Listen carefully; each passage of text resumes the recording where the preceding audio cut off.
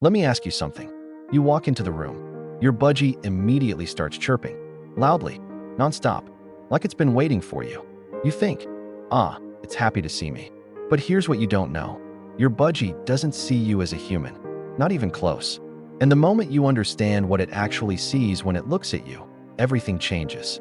Every chirp, every bite, every time it tilts its head and stares at you with that one tiny eye, it will all finally make sense. So stay with me, because what I'm about to tell you is going to completely flip the way you think about your bird. Most budgie owners think the same thing when they first bring their bird home.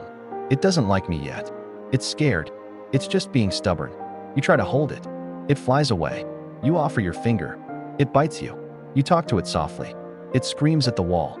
And you start to wonder, am I doing something wrong? Does my bird even want me? Here's the myth that nobody tells you to break. You've been trying to connect with your budgie as a human, and your budgie has absolutely no idea what a human is. It doesn't understand your species. It doesn't understand your size, your smell, your strange flat face with the eyes in the front. In the wild, eyes in the front mean one thing: predator. So yes, the first time your budgie looked at you, it might have seen a very large, slow-moving, terrifying creature with predator eyes. And yet, it stayed. That part matters. We'll come back to it.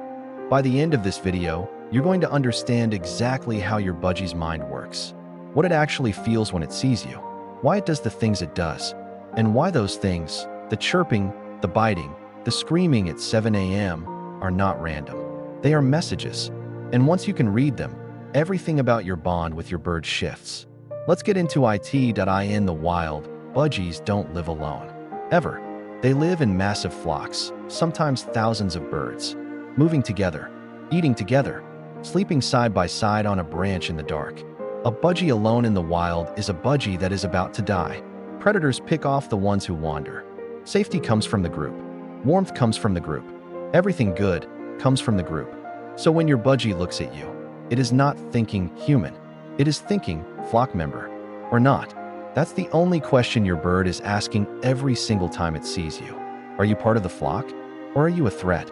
And the way it decides?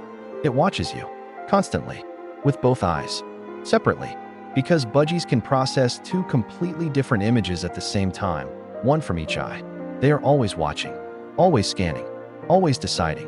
When you first got your bird, you were being evaluated. Don't take it personally.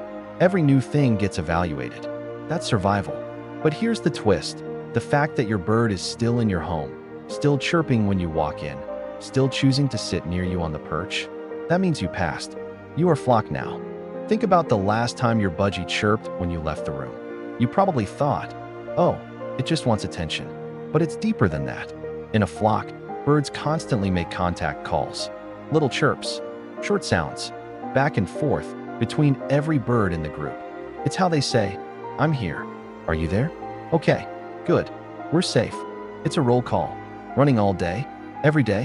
When your budgie chirps as you walk away, it is calling out to its flock. To you, it is saying, hey, where did you go? Are you still there? I can't see you. Are we still okay? And when you chirp back, even just saying, I'm in the kitchen, in a sing-songy voice, your bird settles. Not because it understood your words, but because you answered the call. You said, I'm here. We're safe.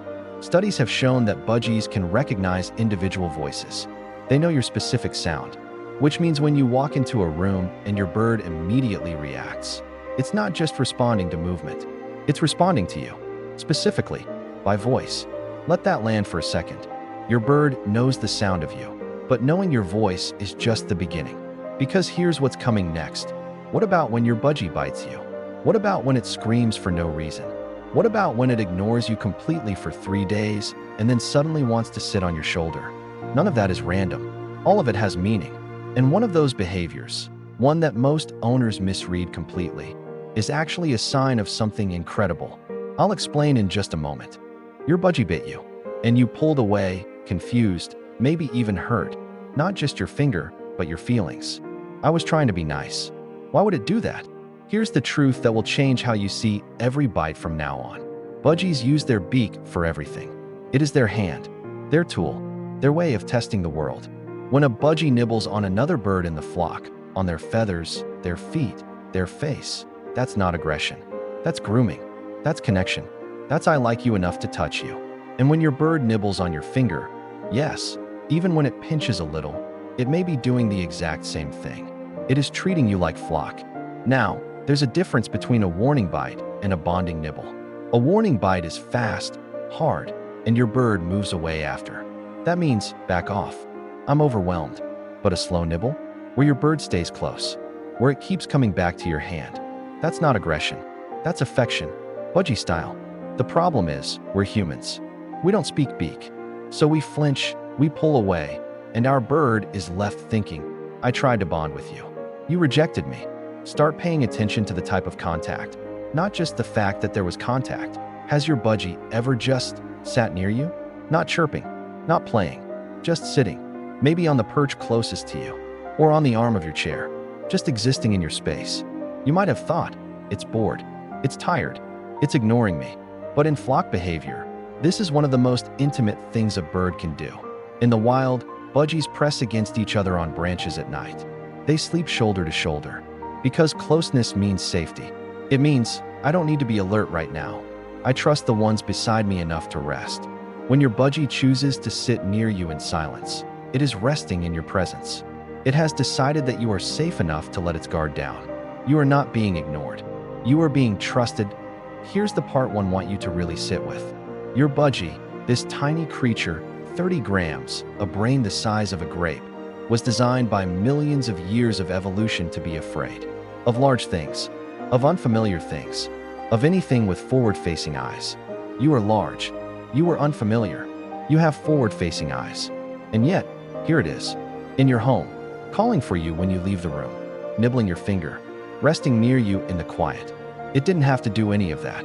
Every single moment of trust your budgie has given you, it chose.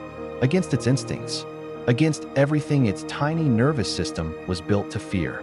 It looked at you, this big, strange creature from a completely different world, and it decided, this one is safe. This one is mine. This one is flock. That is not a small thing. That is extraordinary. So the next time your budgie chirps when you walk in, it's doing a roll call, checking that its flock is complete. The next time it nibbles your hand, it might be grooming you, because that's what you do for the ones you love. The next time it just sits beside you in the quiet, it's telling you it trusts you enough to rest. You don't have to be perfect. You don't have to speak bird. You just have to show up, consistently, calmly, and answer the call, because your budgie already made its choice. It chose you. Now I want to hear from you. Does any of this make sense now? A chirp you always misread? A bite that maybe wasn't what you thought? Drop it in the comments. Tell me what your budgie does, and let's figure out what it's actually saying. And if this video helped you understand your bird just a little bit better, you know what to do. Like it, share it with another budgie parent who needs to see this. I'll see you in the next one.